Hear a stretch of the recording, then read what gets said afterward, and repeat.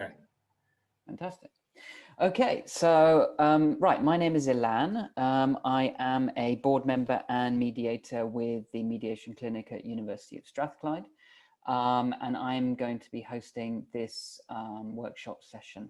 The sessions will run twice, I think the second time at 2:45, so you have the chance to see as many workshops as you possibly can.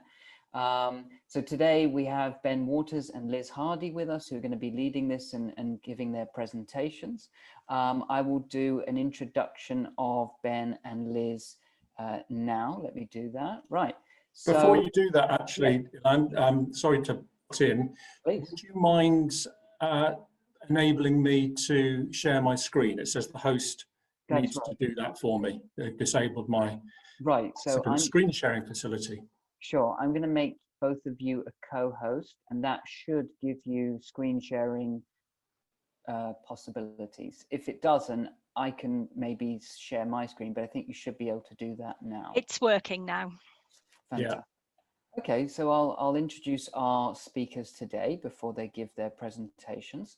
So, Ben Waters. Ben is a senior lecturer in law at Canterbury Christ Church University, qualified solicitor, non-practicing, and an accredited mediator. He is founding director of the university's mediation clinic, the first of its kind to be based in a UK university.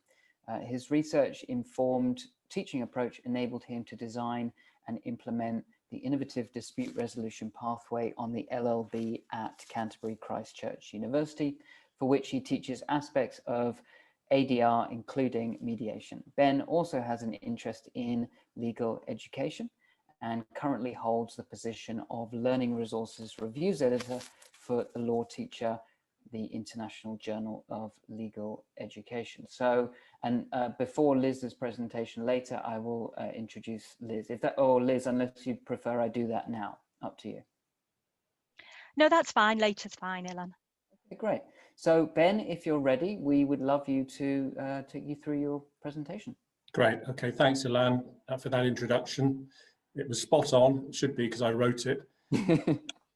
So Charlie asked me to give some reflections really on setting up a mediation clinic, and when I asked him for how long he wanted me to talk, he said, oh, probably no more than about 10 or 15 minutes. So hopefully I'll stick to that. If I start rambling on, then just put up a hand and say politely, could you please stop? And I'll then hand over to Liz. And I guess that's how this is going to work, is it, Ilan? We're going to have sequential presentations and then have breakout rooms for workshops, or are we going to stay in the same room?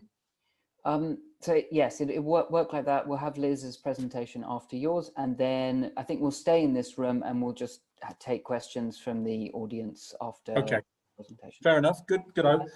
Right. So, well, first of all, I want to thank Charlie for inviting me to present at the conference, and for you all for putting this on. I mean, it's a great opportunity. Being the first mediation clinic conference in the UK is quite something, and given the number of delegates today, it seems to suggest that there's some real capacity for clinic, particularly for mediation. So what I'm going to give you really is a little bit of the background to mediation and clinic at Canterbury Christ Church University. It was established in 2008. I'm going to tell you also about what we do in terms of linking the clinic's work with the curriculum aspects on the LLB, the undergraduate law degree that we offer at Canterbury Christ Church University.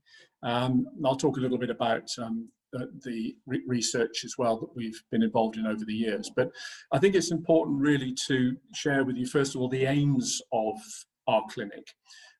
Threefold, really. The first of all, the aim was to provide mediation to the local and wider community in Canterbury and Kent. Secondly, to enhance teaching across curriculum. Originally, it was just the aim for law and legal studies. It is a continuing aspiration to widen that, but certainly we've been engaging quite closely with the law degree over the years. And thirdly, as I've mentioned earlier, to encourage research.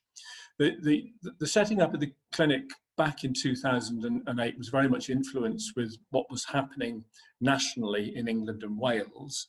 And that was really following on from what we call in this part of the world as the Wolf reforms during the 1990s, and then the Access to Justice Act, which was brought in 1999, which was one of its aims was to encourage parties to resolve disputes other than using litigation. So it was, if you like, the time was ripe really for us to think about how to create a more inventive, a more innovative and a slightly different law curriculum at Christ Church. And also around about this time, just before we set up the clinic in 2008, there was some fairly important court decisions at appeal court level in England.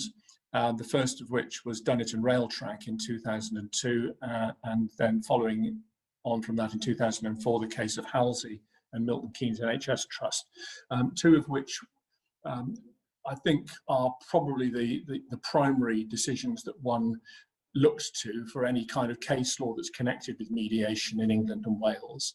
And it was, I certainly think, a measure of where mediation had reached by the middle of the first part of the first decade of this century, to suggest that mediation has actually begun to hold its place in relation to dispute resolution, and particularly ADR in England and Wales. So, moving on, the provision of mediation services. This is an important thing that we felt was needed in the local area if we were going to really support what Access to Justice and its aims were promoting, which was to try to avoid parties who were in disputes in relation to civil type disputes to avoid going to court. So what we wanted to do was to offer initially a pro bono mediation service for those who couldn't afford to pay for it, but obviously the same service for those who perhaps were contemplating litigation, who maybe had lawyers to assist them, who had legal representation and were considering going to court to pursue a remedy for their civil wrong. So rather than to do that, we thought, well, why don't we offer a service that can provide parties to resolve their disputes through mediation? And one of the things we firstly did was to do something of an analysis really of the number of mediators who had become accredited locally, who were available to mediate, but perhaps weren't mediating enough or as much as they would actually like to, following having gone through their training. So we harnessed a number of local mediators, got them together and formed a panel. So one of the things we assured that we would be providing the general public with was a service that was competent and was provided by a mediator or mediators who were trained, fully trained and accredited. So accreditation was really very important. So we then created our mediator panel, and that gave us the opportunity to advertise our services for mediation. And it started to take off from sort of one case in the early part of 2008. We've gradually grown from there. So the other rationale for creating the mediation clinic, not only to provide this community support, was to enable students to learn about resolving disputes in a slightly different way.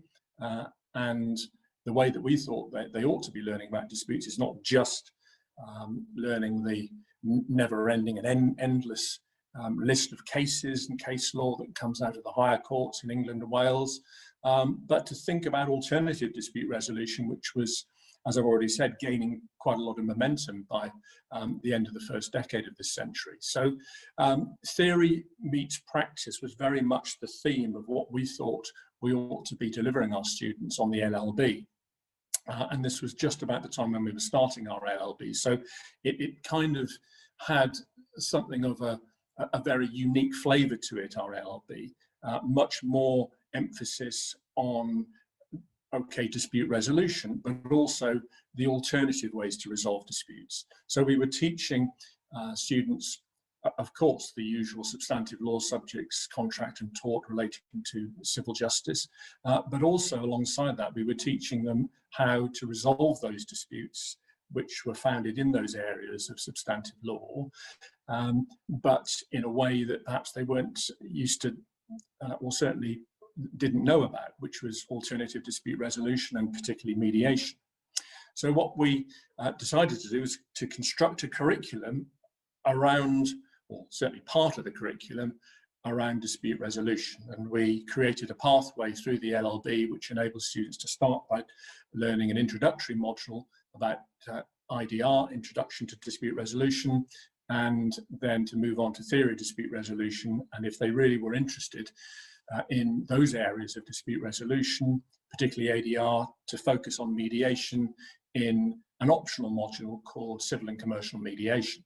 And that's where we have the opportunity for students to learn for credit through the work that the mediation clinic does.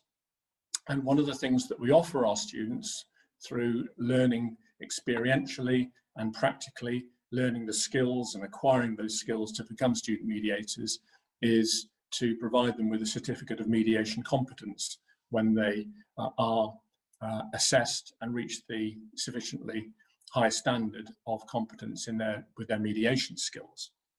So the work that the mediation clinic was doing was very much informing what students were able to do in the classroom. And we thought that there was a really good and important connection that we were able to make there.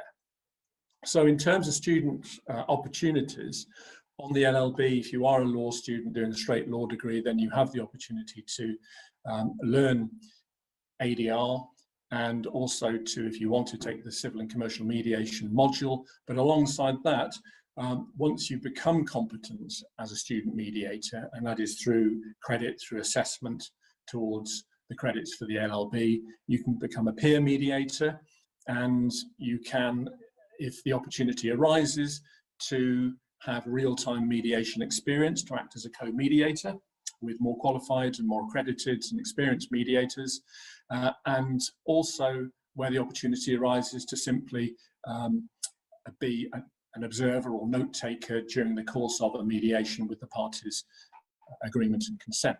We also have traditionally over the years given opportunities for students to act as interns with the mediation clinic, to spend some time over the summer months to see how a mediation service operates, to prepare cases for mediation, to undertake pre-mediation briefing reports, and then to reflect on how the mediation played out after having observed it, and then to, through those reflections, provide some really useful resource for us to see how, through the reflections that students provide, what they're getting out of this whole process. And certainly there is a really good, rich source of material that suggests that students who learn through making that connection with theory and practice, and learn experientially and more deeply, get a huge amount out of their learning. So certainly in terms of the way in which we've structured the LLB and enabled students to learn by doing, has been really beneficial for students in so many different ways. So some of the challenges, I would say, can be identified under these three headings particularly. I mean, certainly in terms of funding of the project, I would say that if you're looking to set up any kind of project, these things do not come without a cost. So you need to get your budget holder on side. You need to be showing that there is some form of impact being made through these clinical endeavours that you're thinking about establishing.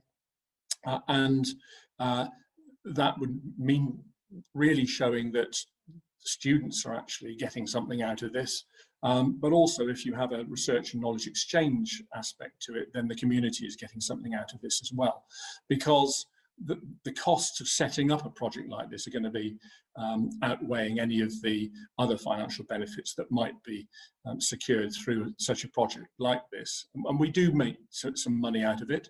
Well, I say we derive income from it. We don't actually turn a profit, and that is not the aim of it. But we do actually bring in some money to put towards other parts of the project, and some of which obviously goes to the university as well.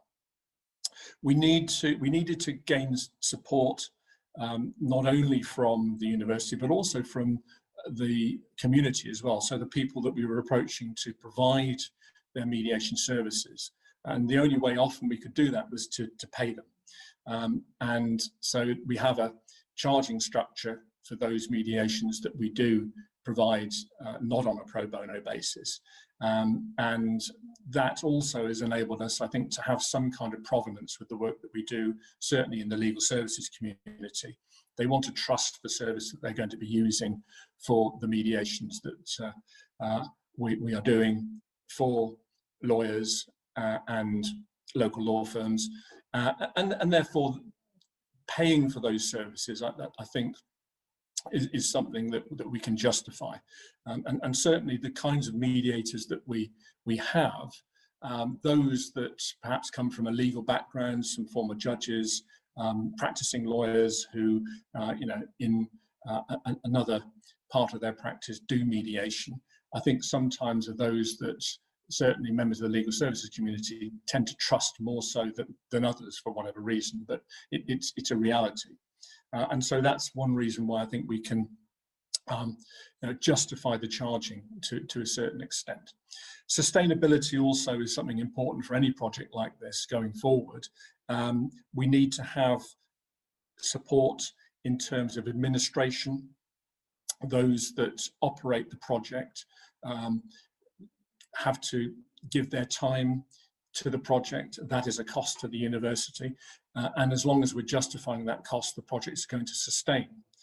And I think it's been a measure of the work that we've done over the years, and the amount of work that we've done over the years, that and also the community benefit that we provided, that we've been able to sustain the project through some what have recently been obviously some really quite difficult times, let's face it, some challenging times, with having to adjust the way in which we've delivered mediation services, doing more online, well, only online mediations, certainly since the lockdown was imposed upon us.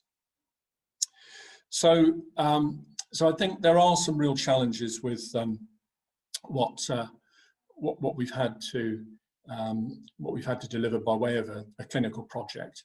But I think those challenges really are outweighed with any of the benefits that we've been able to display with the meaningful nature of what we've been able to be doing with mediation here at Christ Church. So in terms of research and scholarly activity, well, we've been able to gain quite a lot of momentum and capacity here with some research projects that we've been able to have students lead on. And these are undergraduate students, these aren't postgrad students. They are learning skills that are more perhaps comfortable for those studying on master's level degrees. But what we've been able to do is to introduce them to those kind of skills at undergraduate level by doing some really good research at community level particularly. And these are sort of three of the examples here, two of the examples particularly that I've given about the analysis of local and more regional mediators' attitudes to mediation, and those projects were led by students. So students are getting a really good opportunity, I think, to learn by doing, by making that really good connection between theory and practice through the work that the mediation clinic does.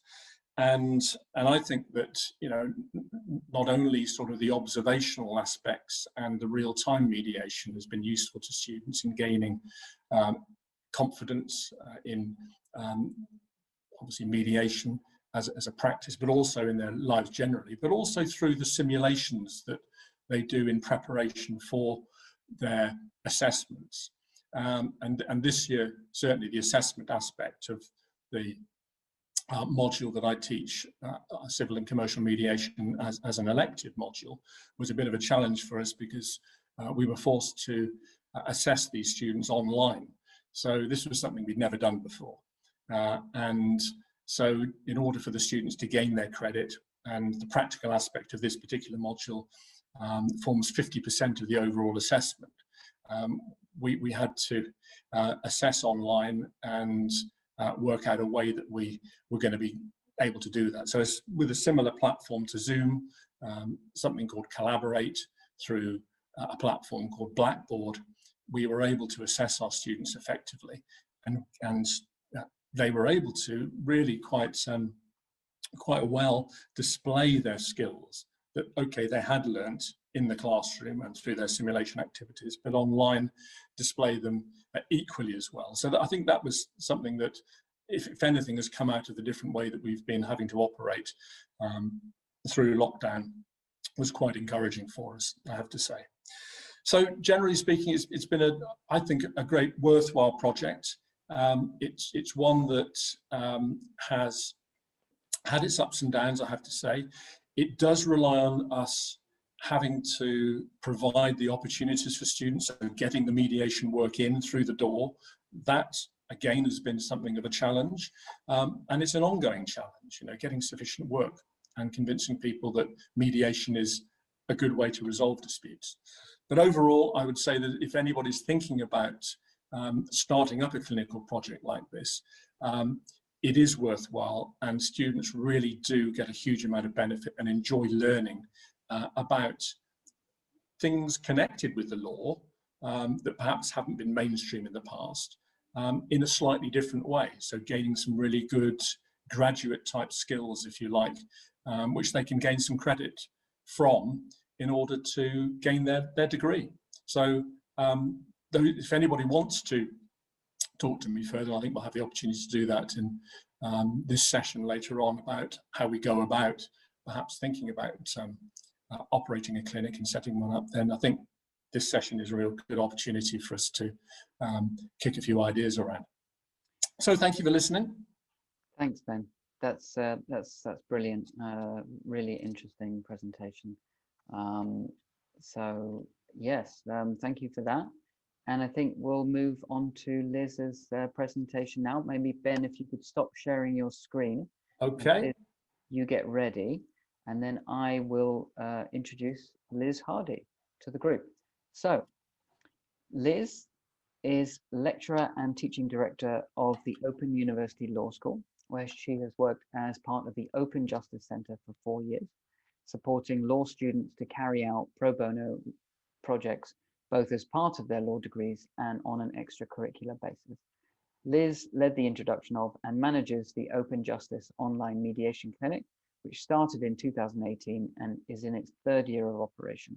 Liz also managed the Online Policy Clinic and is a supervising solicitor in the Online Law Clinic. Liz originally qualified as a solicitor and specialized in family and employment claims, moving into academia 15 years ago. She is particularly interested in online learning and the use of technology in legal education. She has led developments to transfer clinical legal education online and is currently researching how online projects can support the development of digital lawyering skills and enhance employability. So Liz, if you're ready, over to you, please start.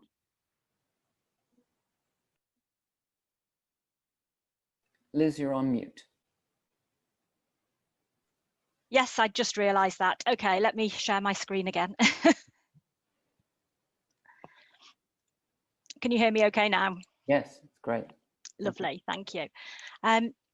Okay, so thank you very much for that introduction, and I'm really pleased to be able to join you at the first UK Mediation Conference today. So in terms of what I'm going to cover in the 10 to 15 minutes that I've been asked to speak, I'm going to explain briefly what our Open Justice Centre is, to put the work we've been doing into context. I'm then going to explain how our online mediation clinic works, and then I've thought of some top tips that I wish I'd have known when setting up the clinic, which happened, as Ilan said, about 3 years ago. So the Open Justice Centre is part of the Open University Law School. We're a distance learning university. So we have around 7,000 undergraduate LLB students in our law school, all of whom study at a distance and online. So we don't physically meet with our students. And we realised around 4 years ago that we wanted to provide some clinical legal education to our students, which was challenging to do that in an online environment where students are all over the UK and abroad. And so it wasn't something we could simply set up some projects at a campus like you might do in another law school. And so we set up the Open Justice Centre to really build a bridge between the OU Law School and the wider community, interpreting that very broadly to mean the various communities with which our students were involved. So the purpose of the Open Justice Centre is firstly to provide experiential learning, clinical legal education to our students, but also following the mission of the Open University, which is around social justice, to provide our law students with an opportunity to take part in pro bono projects whilst studying in that online environment. So over the last 4 years, we've developed a series of pro bono projects that students can take part in. Many of those are online only. Some of them are offline and involve some face-to-face work. And we have around 10 projects running each year, and around 250 to 280 students a year take part in those projects. And the online mediation clinic is one of those projects. Some of our projects are part of a credit-bearing course. It's a 30-credit undergraduate final year optional module on our LLB. Other projects are offered to our students on a voluntary extracurricular basis.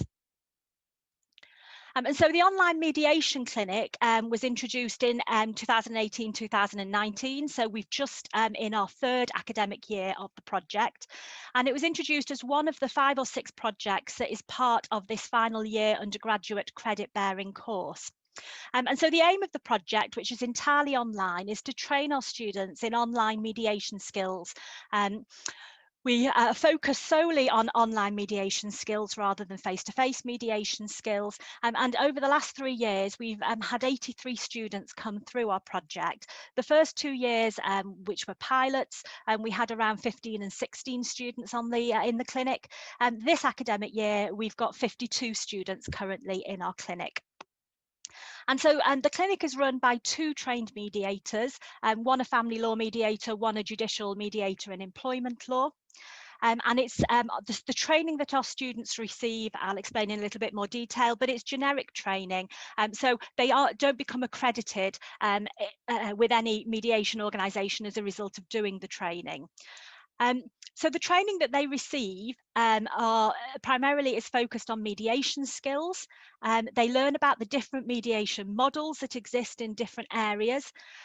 They really focus on the online nature of the project. So they're looking at the online skills needed to mediate in an online environment.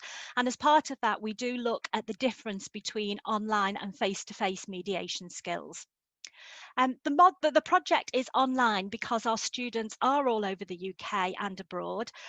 So the online nature of the project made it more accessible to the students. However, what we found is that it's a project that appeals not just to students because they live geographically dispersed. Because it's an online project, it's also very popular, for example, with our students with disabilities who would perhaps struggle to attend some of our face-to-face projects. So it has made clinical legal education more broadly available to a wider range of students because it's focused solely online.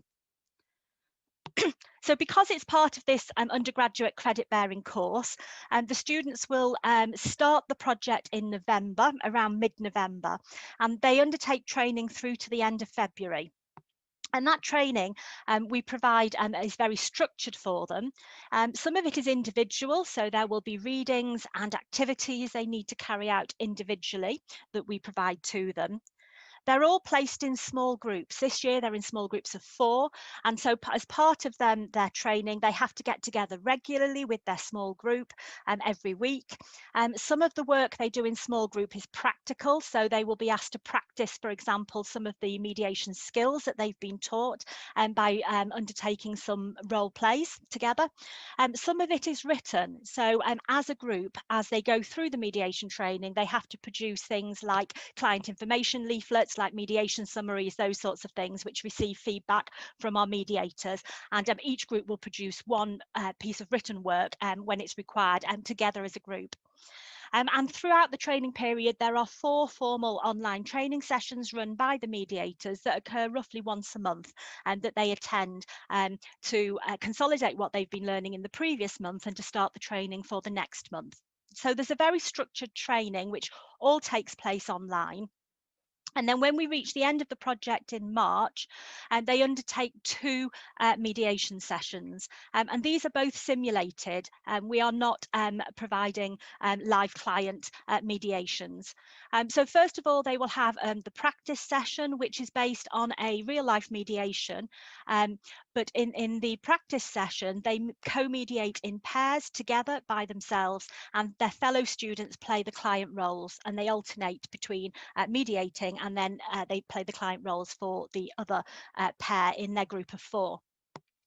The mediation tutors are present to assist, but they don't sit in with them during that mediation session, which is carried out in breakout rooms. But the mediation tutors then facilitate feedback afterwards.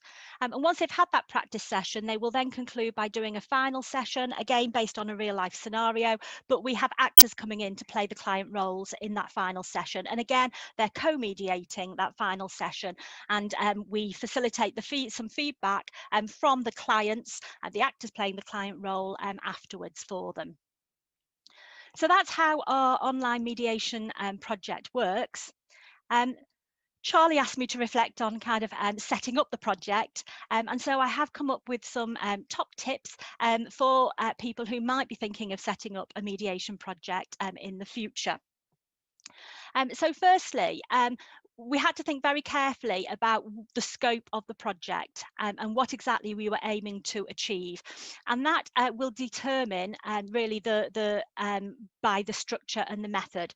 So in terms of timing, we were aware we only had 4 months for this project because of the fact it fitted in within a credit-bearing course. We weren't in a position at the moment to provide a year-round mediation clinic, and that impacted us in terms of thinking about whether we offered a simulated or a live client experience. And we were also aware, because we were limited in terms of the timing that the students had with us as part of this module, we wouldn't be able to train them sufficiently for them to become accredited. So that impacted how we set up our project. Student experience is around the level of students, that the experience your students have. As I say, we had final year LLB students. Whether you want it to lead to accreditation or not will determine some of how your project is set up, and the method of delivery. And as I said, we always from the start knew this was going to be online mediation, which at the time we set it up in 2018 was relatively uncommon to have a project or even online mediation. Of course, as Ben has referred to, it's now become much more common as mediators have had to move online because of the pandemic. In terms of resourcing, we were fortunate in that this project was set up under the auspices of the Open Justice Centre, which receives funding from our faculty centrally as part of their commitment towards providing pro bono activities and clinical legal education activities. I have to say, in terms of resourcing, this is one of our projects that is resource light compared to other pro bono projects that we run. And that's primarily because we don't have live clients. We would have a much greater need for resourcing for mediators for supervision of our students if they were going to be involved with live client mediation. The fact that it's simulated means that it's actually relatively resource light for us. It's one of the projects that is fairly easily scaled up in terms of student numbers. The biggest resourcing that we have really is around acquiring the clients, the actors, to play the part in the final mediation session. And we have been able to make links to students from other faculties who are willing to come and play the parts of those clients for us at relatively low cost. There is also some administration that's needed, and obviously the online tools, but we are fortunate in that we can benefit from those because we're part of the Open Justice Centre. And the other thing I put there is to use colleagues' skills and experiences, because I found that a lot of my colleagues had experience and were trained mediators, and some of our students, and particularly some of our alumni who did this project, then went on to become accredited and have come back to share their experiences and support our students in the project. I'm not a trained mediator. I was asked to set this project up because of my experience in moving clinical legal education online, and because of that area of expertise. But I did find that there were lots of people who were willing and able to help. We've always been an online clinic, and we found that mediation training works really well in the online setting, and particularly at the moment, students are reporting they're finding it extremely valuable in employment terms as a result of the general move online because of COVID and the pandemic. And part of what we do is ask students to look at the difference between online and face-to-face mediation and how they need to adapt their mediation skills to be in the online environment. And that enables them to think more broadly about their online communication skills, which is really valuable in terms of employability skills for them and can be transferred to other contexts. And they generally report a big improvement in their online skills through carrying out the project. And I've listed there some of the particular skills that they feel that have been improved.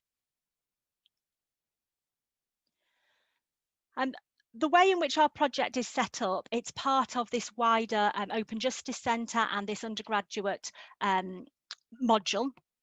And part of that module is around not only looking at the skills that students acquire through doing pro bono activity, but it's around giving them that opportunity to put theory into practice. And as a result of that, to understand better how the legal system operates, what it takes to be a lawyer, the difference between being a lawyer and a mediator, and the role of values and ethics, and also the role of social justice and how mediation can help to achieve social justice in certain circumstances. What we did find, however, is that students became very skills focused. They focused very much on the mediation skills, the communication skills, the online skills that they were being taught. And they struggle sometimes to link the mediation project to their wider knowledge and understanding, and to those themes that we were hoping to help them develop. And so as the project's developed, we've had to be much more explicit in signposting and asking them questions about that to help them look beyond the skills aspects, to link their learning to that wider experiential learning. And then finally, the question of a live client clinic, such as they have in Canterbury, or the simulated clinic as we have at the Open University. Originally, we had looked and had aspired to providing a live client clinic. And we did spend a lot of time in the first couple of years, whilst we undertook the pilots, discussing finding partnerships which we could possibly acquire some clients for that final mediation. And in the end, the decision we reached that the difficulties were just too much in terms of live clients, partly due to the expertise of the students, partly because we wanted the students to be doing the mediating rather than being observers with trained mediators being present. Concerns about how we would manage vulnerable clients in an online environment, and also concerns around the timing of it, because as I said earlier, we were constrained in terms of the timing around the module. And so we have gone ahead on a simulated clinic basis. And what surprised me really is that student feedback feedback around that has been incredibly positive. Students are consistently fed back that they feel more secure and confident, simulating what they know to be a real life dispute, but in that simulated environment. And so actually the students see it as a real positive rather than a negative, that we have this simulated experience that allows them to fully take charge of the mediations that occur at the end. So I hope that that gives you a flavour of what we've done. Thank you very much. And Ilan, shall I pass it back over to you? Yes, thanks so much, Liz. That was really great presentation, very interesting. So at this stage, we've got about maybe half an hour of this workshop to go. So let's maybe open it up for some questions. And maybe I'll just go through the chat box and read some of them out. If anybody would like to read their own question out, maybe raise your hand, maybe press the raise hand button. So I think the first question came from Joy Davies from Nottingham Law School. So Joy, would you like to read your question? Yeah, would you like to ask your question? Oh, and you're on mute, so please unmute, sir. Yes, yes. My question is about the panel of mediators that you've identified as possibly not having a great deal of experience, and once they're on your system and are accredited, so to speak, how do you maintain their quality if they don't have a great deal of experience? Is that a question to me or was it to Liz? Sorry, Ben. Yes, it is. It's a question. Okay. Yeah, well, no, I should say that the panel of mediators that we have are comprised of those who are accredited mediators. So they are of varying degrees experienced.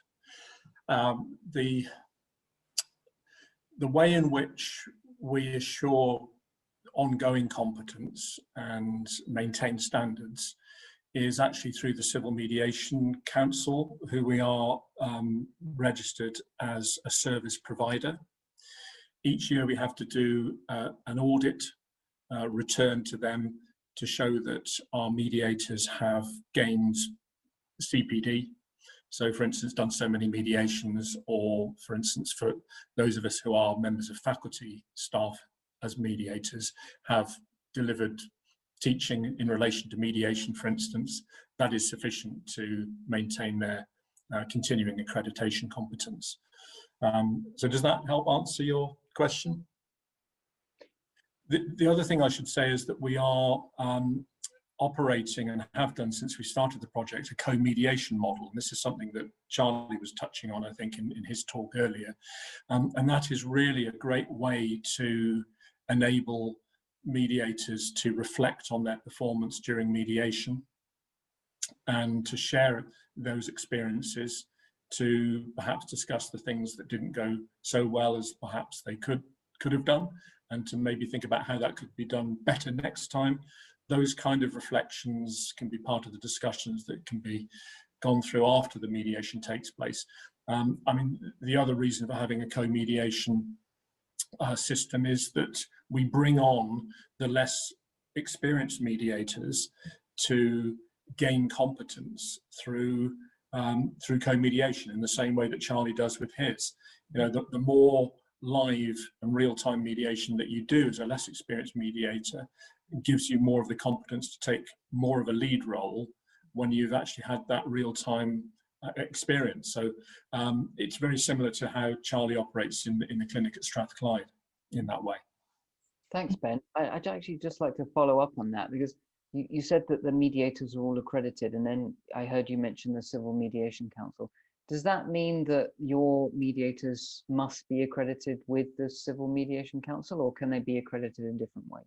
No, they can be accredited, well, they can be training accredited through a recognised training provider.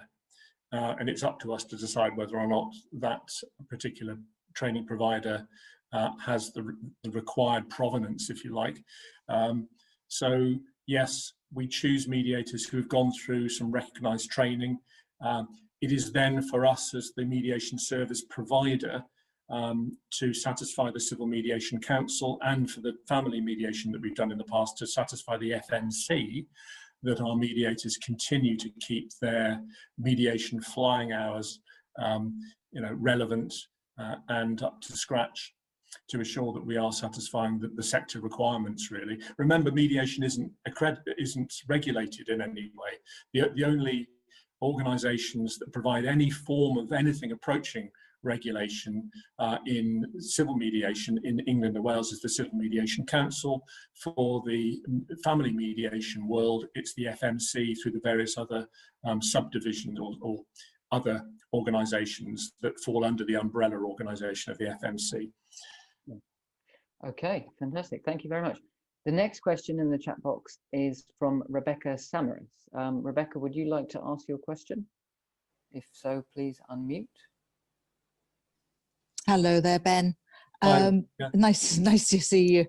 I was really asking a question about assessment, because you mentioned that your assessments this year had to take place online and you had to watch this. It's really about the differences between the simulated assessments and live clinics. Do you ever use actors for assessments, or do you use students? It's just that in my clinic, I always use students for non-assessed elements of the course to allow them to practice role play in each part. And that simulated part's very good for the reflective element too.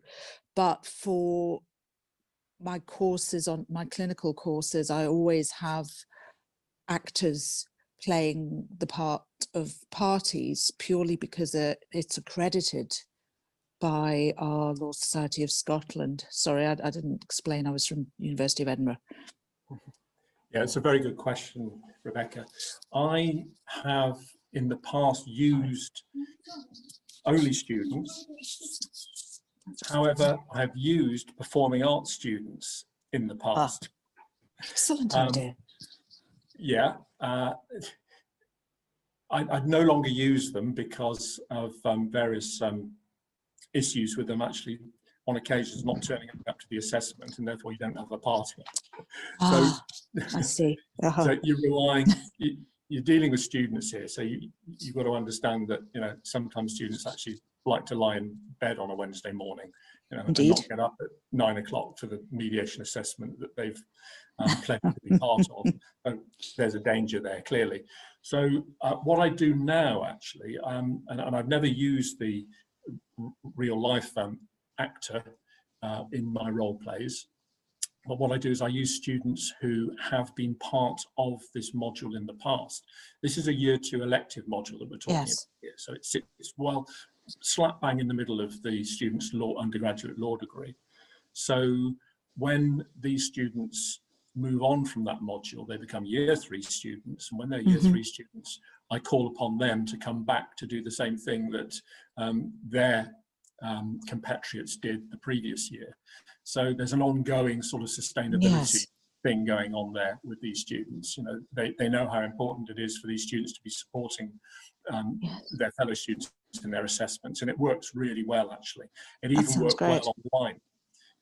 Although the first assessment mediation I did back in December, one of the students really did oversleep, and I had to rouse him from his bed. So he appeared in his pajamas, which was quite interesting. But nevertheless, they're brilliant at rising to the occasion. And if they've been through the module, they know what's expected of them. They know to get into role and act properly as parties, and not to be deliberately obstructive and that sort of thing. So you have to brief them. You have to make sure that they are operating in the right kind of way as a party in that simulated environment, as they should be, and for instance not being deliberately obstructive, so that there's no momentum in the mediation.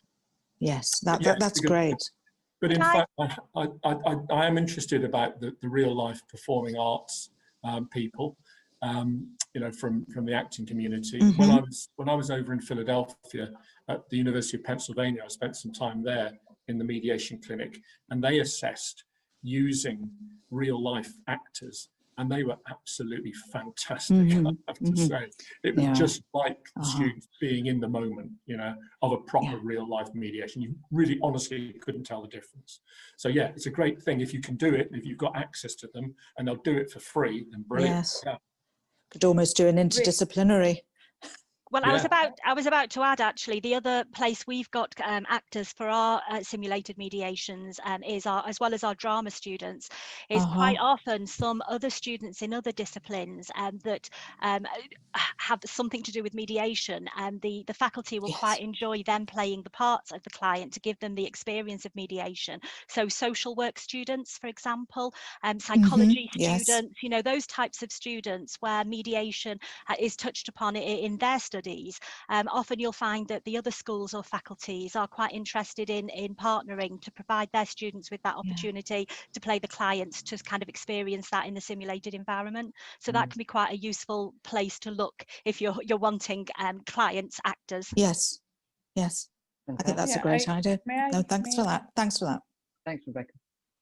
Sorry, who was speaking there? Was it Ved Ved? Kumari?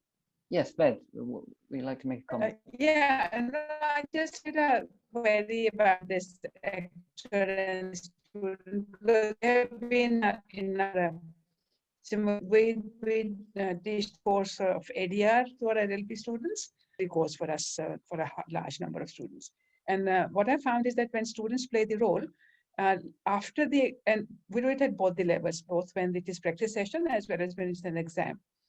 And one of us, the thought is not possible for us to even think of an actor because our school will not pay for the actors. And to find actors without money, etc., that was one. Initial years, I used to get the second year students for doing the role play so that they will get an exposure. It was an optional course at that point of time. But now what I've realized is that when we use the students as for the role play, and they have been given a certain kind of a role and they do it, they later on, after the exam, they're also exchange views with each other, how they feel as a client. So if we get outsiders one-time appearance, they would not have a chance to actually, you know, have an informal conversation with them. And also what I've learned the last couple of years, initially I used to write role plays for every student, every group of people. And we used to do that even for our interview simulation, client interviewing simulation. But last 2 years, we experimented, the students will write their own role play. And I'll vet them and I'll give them some more feedback, etc. What are the details they have to have that? Because when I was giving the role play, they were not comprehending the situation actually as they should be. But when they frame their own problem, they understand what they're talking about. So I found that this was much better than I writing the role plays for the students who are playing the role. And we are going to do this mediation this year. And I'm not very sure how my colleagues are planning. I'm not teaching the mediation course for this semester. And my colleagues are there, but I don't know whether they're in this session or not. But certainly, that's what we have found, that actually when students write their own role plays and you supply them the additional inputs, they do a much better job. And then the exchange of information as to how did they feel as a client, whether in mediation or in the client interviewing. For me, therefore, using students is much more useful, actually. That's a great idea. Where do you work, Ved? Delhi University, law faculty. Okay. Delhi University, yes, India. Yes. Fantastic. Well, thank you for that piece of advice. Okay, I'd like to go to the next question, which is from Farid Arada. I hope I pronounced that correctly. There's actually two questions there. Farid, I think they're for Liz. Would you like to pose them yourself? I think Ben has answered the first question about restorative justice in schools. I think it's a very innovative idea to start mediation at grassroots level, at schools, and I'm not sure how is it widespread. Obviously, mediation at schools or community mediation and so on. But I think Ben has answered that, unless he has something else to add. As far as online mediation, for Liz, I'm just wondering why accreditation has not been sought. I mean, you mentioned that you have two experienced sort of mediators there doing the course, and is it something that you're working on? We have looked into accreditation, and for us it's mainly a matter of timing. To cover everything that is needed for accreditation would take longer in terms of the teaching time with the students than we actually have them for, because we've got to fit within the timings of the module. We can't, you know, ask them to do more hours than they have signed up for as part of the module. So at the moment, that's really the main reason why we're not accredited, is because we're having to fit into this undergraduate module, and we can only have them for X number of hours. And when we've looked at it, and when the mediators have looked at what they're currently providing and what they would need to provide to get them to the standard they need to, it's a CMC, Civil Mediation Council, we've been looking at. It's going to be too rushed, basically. That's something we might look at if we look at expanding it into a voluntary extracurricular activity, because then we have more freedom over what we ask them to do and the time that we've got them for. But at the moment, it's just not possible to quite get everything into the time we've got. Fantastic. So very practical answer, I'm afraid. Thanks, Liz, and thanks, Fareed, for your question. So let's go now, I think, to Teresa Kenny. Teresa, would you like to ask your question? Okay, so Tressa, I'll only just sort of say Apologies. that. The Irish, don't worry at all.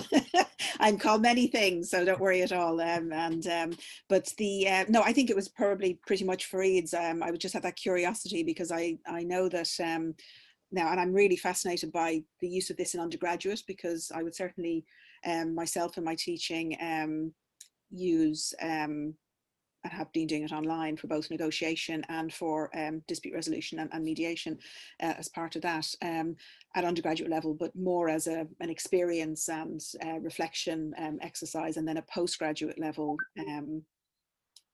the actual full accredited mediation training as part of the academic program as well. But again, yeah, my curiosity was just that one, and you've answered it really, Liz, is around online, and why not? Because I think certainly it's going to be a big one from here. And when I look at the International Mediation Institute, you know, they put in a whole other piece now for accreditation for practicing mediators who are members there, to actually be able to demonstrate that they have online mediation experience. Can I just say something on that, Teresa? It's really interesting hearing you say that, because 2 points. Firstly, I'm also an accredited mediator. In order to set up the clinic, I felt I had to go through that process. I've been very used to mediating, obviously, face-to-face, and I've done in excess of 50 mediations in my time as a mediator. Only recently have I had to do it online. And I was very worried about trying online mediation, not least sort of getting used to the platform to be used for it and the mechanics of how we go about doing that. But I have to say, with the use of breakout rooms, it works fantastically. And the 3 mediations that I've done since September have worked really well. We haven't always got an agreement, but then again, you know, mediation is not always about that. But the process has worked really effectively. And that certainly came through with my assessment of the students that I assessed online in December. Again, I was really worried that this wasn't going to work. You're always relying on technology, obviously, and a good Wi-Fi signal, obviously, but the mechanics of it worked really well. And I think you're right. I think this is going to be the future. And I think Liz at the Open University is ahead of the curve here, with a lot of justice now moving, and had to move online anyway over the pandemic period, and with discussions about this having preceded the pandemic. We had the Briggs report in 2016 in England and Wales that promoted the online court. So this is the way the world's going. And Charlie the next speaker spoke about Richard Susskind as well.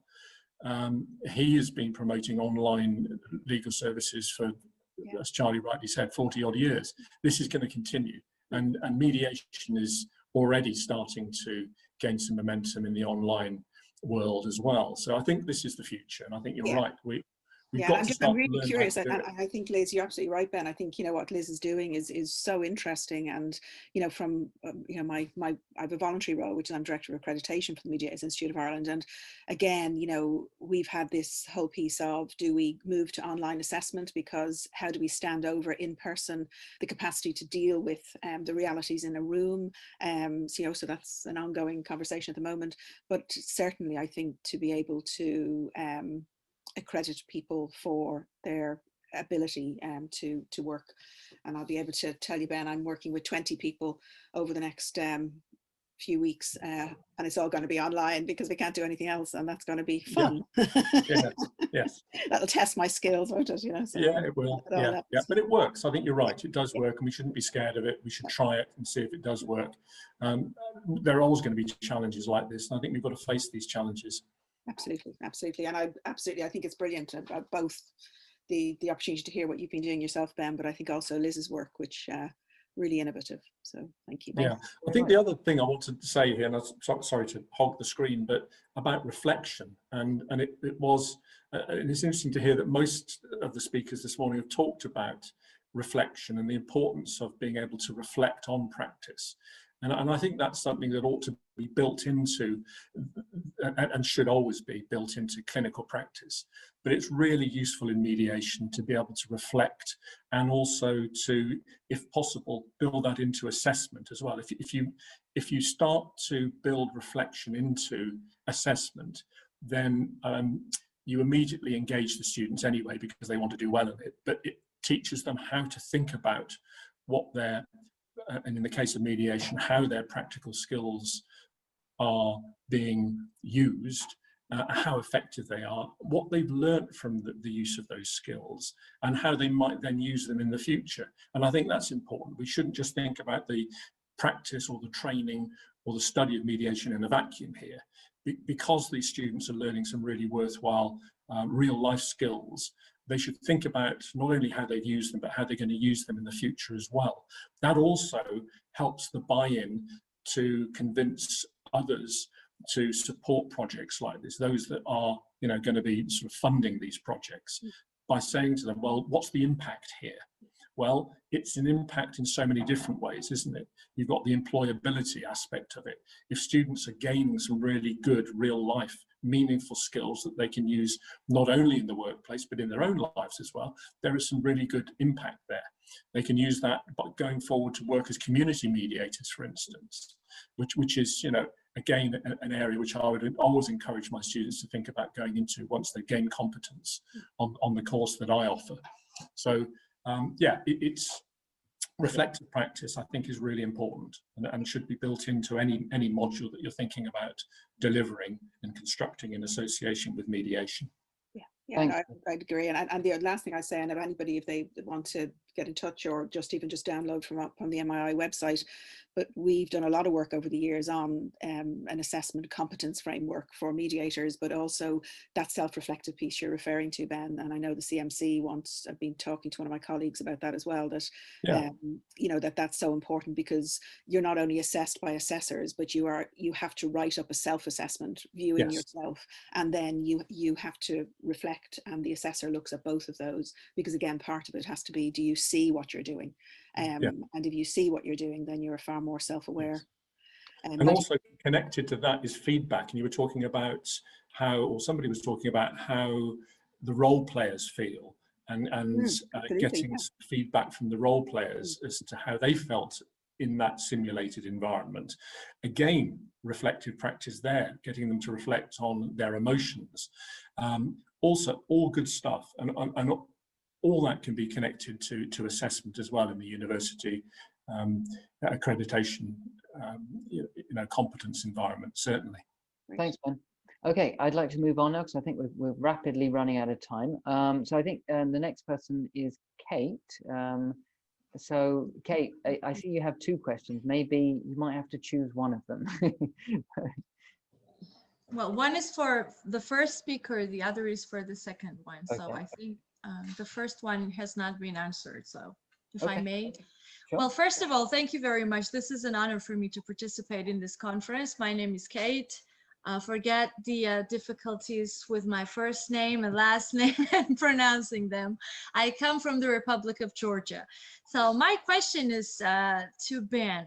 What is the specific approach taken in your clinic in terms of focusing on particular skills of students? And I'll try to explain what I mean. 8 years ago, I established a clinic at one of the private universities in Georgia.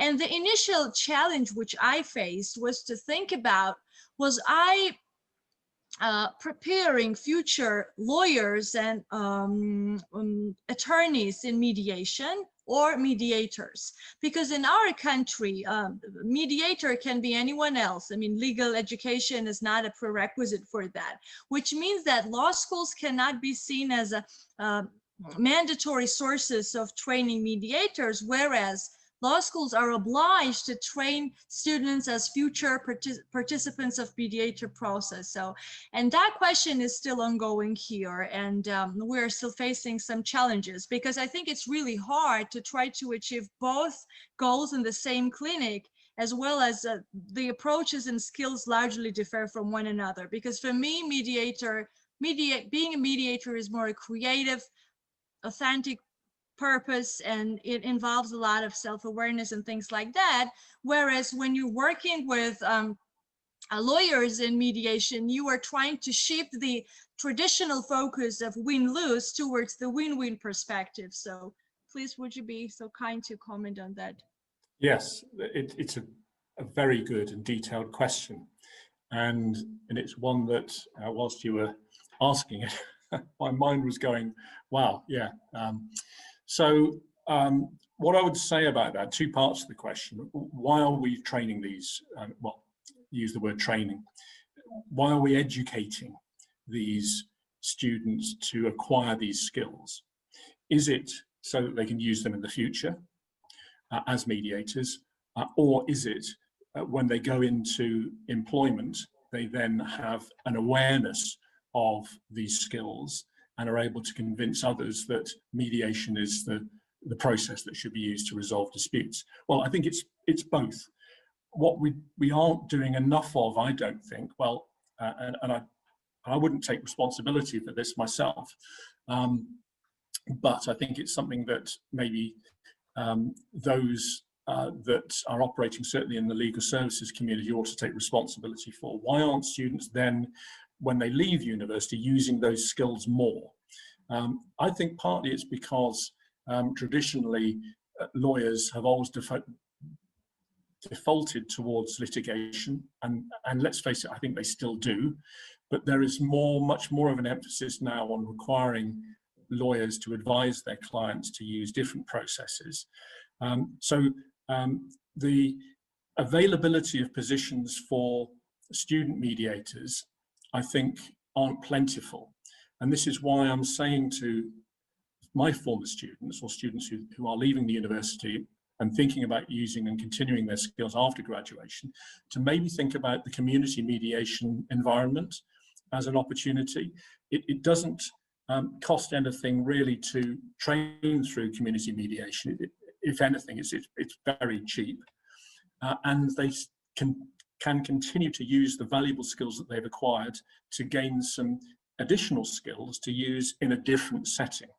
Now, that's one thing that I would suggest that students think about doing after they've left university, with a set of skills, competencies, which they've acquired through mediation, pedagogy and teaching and learning.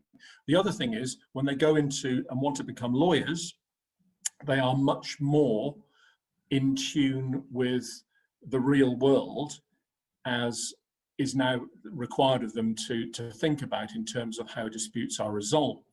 And this goes back to what I said in my presentation about the reason perhaps why we set up the clinic originally in a law school, because back in the 1990s, after the Wolf reforms, access to justice, and that act now requires us as lawyers to think much more about resolving disputes without using the court process. How do we then do that? Mediation is probably now the primary alternative dispute resolution process, certainly in the UK, I would say.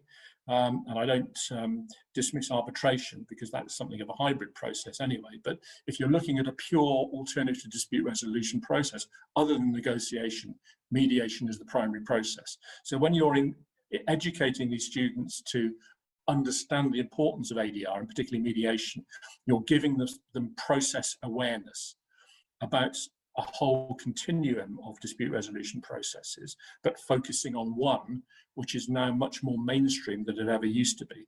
And lawyers in practice should, and certainly are indeed, increasingly now appreciating that. Certainly from my time in practice, I used to work in a litigation department. I was a litigator.